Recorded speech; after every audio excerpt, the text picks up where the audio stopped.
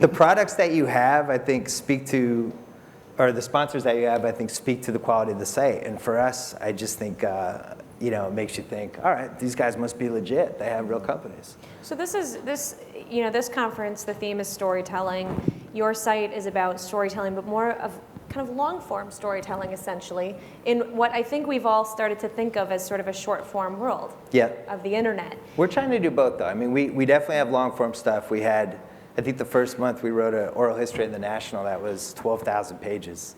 And it did great. Like, I think 400,000 people read it. I think people want to read stuff that's good, and they don't care if they're getting it on the internet or wherever. I think the key is not to just do long form. Like, we have shorter stuff too. We have all kinds of things, and you want to keep people on their toes. And I think that would go for Ad Age too, or anything. Like, you don't want people to come to your site and think they know what's going to be on there. So for us, that's always been the goal. Yes, storytelling doesn't have a length to it. The question is, how long does it take to tell the story well? And frankly, everybody is in an iPhone world, in a digital world. Everybody's kind of falling with what's the 7 or 8 word headline that's the information versus what's the story behind it. So there's that old metric that's used in the print business of minutes spent per copy or minutes spent per article. At the end of the day, that's not looked at as much anymore, but it's amazing how much time people will spend with stories that they really find interesting, and then that becomes the basis for more conversation, whether they're sending it to somebody or sending a link or just having an old-fashioned conversation with them. And being part of that conversation for us as a brand is a very good thing. And like, how would you explain, podcasts? If you explained podcasts 6 years ago, people are going to download these. They might be as long as an hour. They'll listen to them as they're commuting and working out, and they'll listen to them in class. Because I get people who email me like, hey, I'm listening to your podcast in class. Right. I'm like, really? How are you doing that? But I think if something's good and if something kills time for people, they're going to be in on it. Most people want to waste time. Like, we look at our traffic.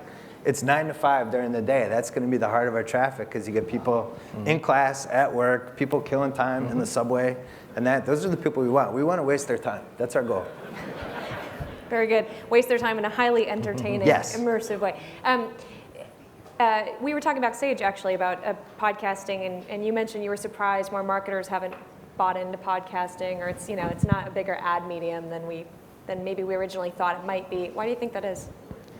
I think ad sales people, no offense, are a couple years behind in terms of where things are going, and I think they catch on kind of after it's gone on. I think, to Tony's credit, he's one of those people who didn't, because he got in on the podcast pretty early, and I think now people are kind of figuring it out. But for me, like, man, I think once the internet gets in the cars, it's all over. Right. And that's going to happen probably starting this winter and then definitely next winter. But once people can listen to whatever radio show they want, like, think about when you're navigating, you're looking for an address, you plug the address in, and you're there. I think that's what's going to happen with internet radio. And that's it. That's going to be it for free radio, and people are just going to listen to whatever they want to listen to, and they're going to listen to Pandora and whatever, and that's it.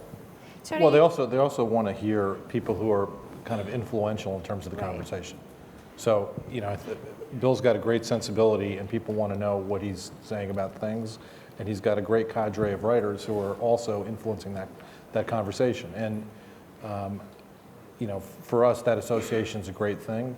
And the fact that we're, one of 3, thankfully without Adam and Eve there, is, we're still talking to them. Oh, come on, man.